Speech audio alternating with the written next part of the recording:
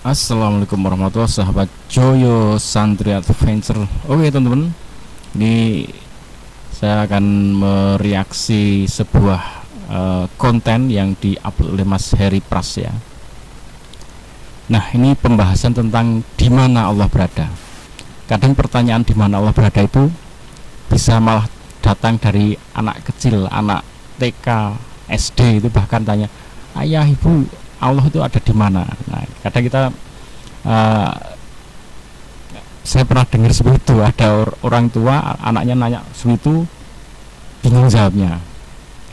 Nah, ini nanti akan dijawab nih, ada yang dari versi podcastnya ini, yang ini sayangnya ada sisi yang berseberangan dan ada sisi yang sensitif karena terkait sesat menyesatkan. Itu nanti ada ranah tersendiri yang harus kita cermati dalam mengambil informasi ya teman-teman.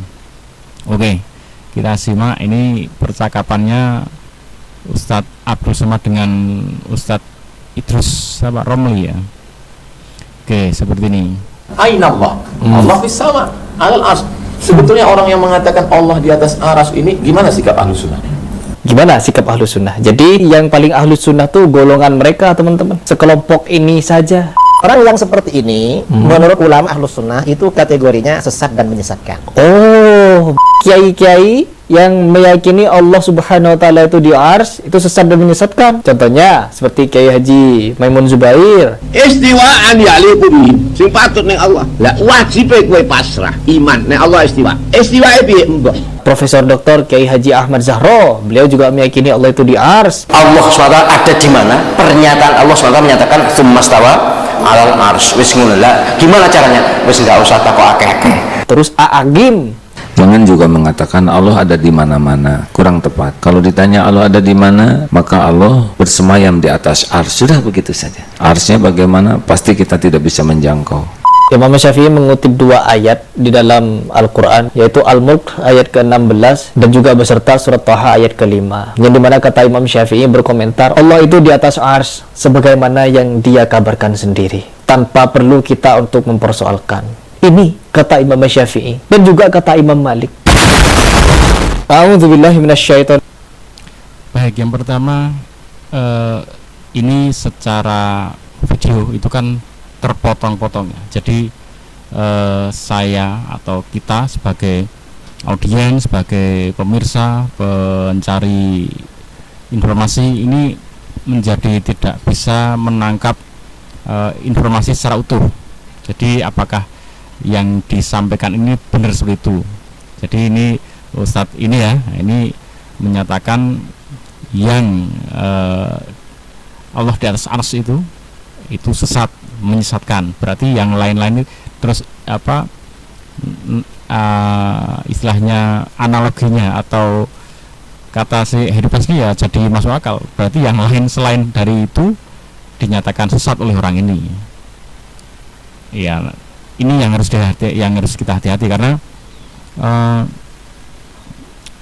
pernyataan-pernyataan itu menjadi bahaya. Karena apa? Karena memberikan klaim kepada orang lain yang memiliki pendapat lain ataupun memiliki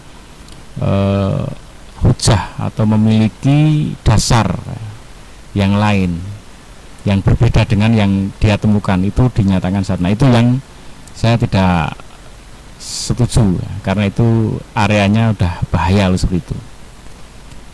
Kalau beda pemahaman, beda penangkapan itu nggak masalah sih, tapi asalkan jangan sampai ke area yang lain sesat. Berarti kalau sudah menyatakan yang lain sesat itu kan tersesat akhirnya tempatnya di neraka. Nah, itu berat. Sementara yang punya neraka itu kan siapa kan? Bukan salah satu dari orang-orang ini. Jadi itu yang perlu kita cermati teman-teman.